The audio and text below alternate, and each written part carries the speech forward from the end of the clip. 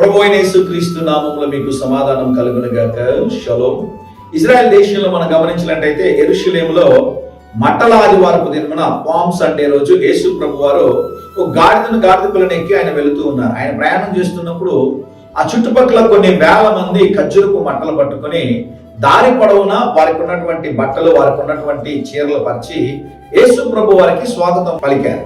ప్రభు పేరట వచ్చి వాడు స్తుతింపబడునుగా. కానీ ఆ గాడిద అనుకుందంట, నా విలువ మారిపోయింది, నా పరిస్థితి ఏంటి, ఇంకా యేసు ప్రభు వారినే నేను మోసుకుపోగలిగానని చెప్పి చాలా వెర్రవేగిందంట. అయితే రెండవ రోజు అదే వీధిలో అది వెళ్తా ఉంటే ఆ గాడిదని ఎవరు పట్టించుకోలేదంట. గాడిద వెళ్తా ఉంది, అది అనుకుంది నన్ను అందరూ చూస్తా ఉంటారు, నేను ఫేమస్ అయిపోయాను కదా అనుకుందంట. అయితే రెండో రోజు ఎవరు పట్టించుకోలేదంట.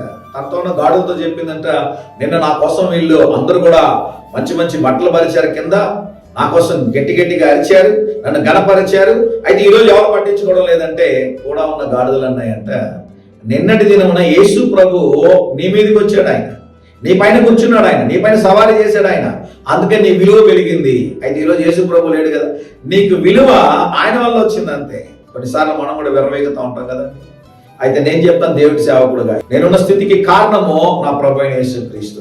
ఎక్కడికైనా మీటింగ్స్కి వెళ్ళినప్పుడు వారు చేస్తున్నటువంటి సన్మానానికి మేము అర్హులు కాకపోయినా కూడా దేవుడి కృపను బట్టి వారు మమ్మల్ని గణపరుస్తాము.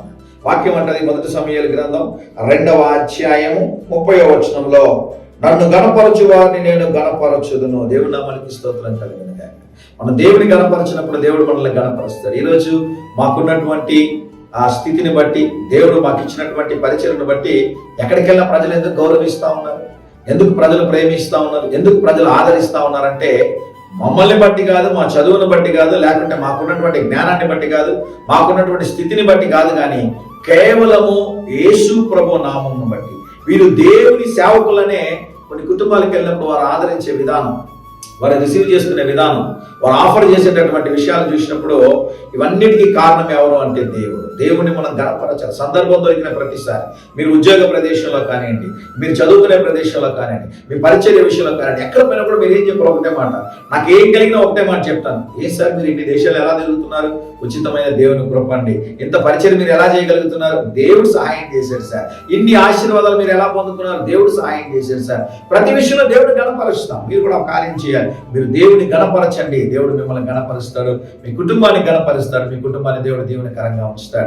ధైర్యంగా ఈ దినాన్ని ఎదుర్కోండి. దేవుడి సన్నిధి మీకు తోడుగా వచ్చునుగాక. ప్రియ పరలోకపు తండ్రి, ఈ దినం మా ప్రియులు తలపెట్టే కార్యంలో జయమును అనుగ్రహించుమని యేసు నామములో ప్రార్థిస్తున్నాము తండ్రి. ఆమేన్, ఆమేన్.